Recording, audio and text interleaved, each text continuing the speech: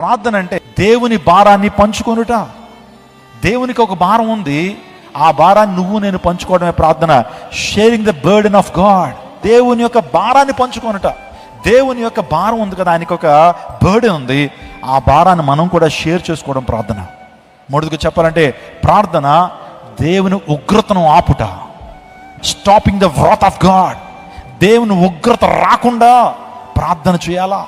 ప్రార్థన అంటే కొన్ని సందర్భాల్లో దేవుని ఉగ్రత మన బిడ్డల మీదకి రాకుండా, దేవుని ఉగ్రత ఈ సమాజం మీద రాకుండా, దేవుని ఉగ్రత మన కుటుంబాల మీదకి రాకుండా ప్రార్థన ఏం చేస్తుందంటే ఆపుతుంది.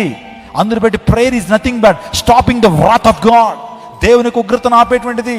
ఇంకో మాట చెప్తున్నాను, ప్రార్థన అంటే దేవుని సింహాసాన్ని కదిలించుట.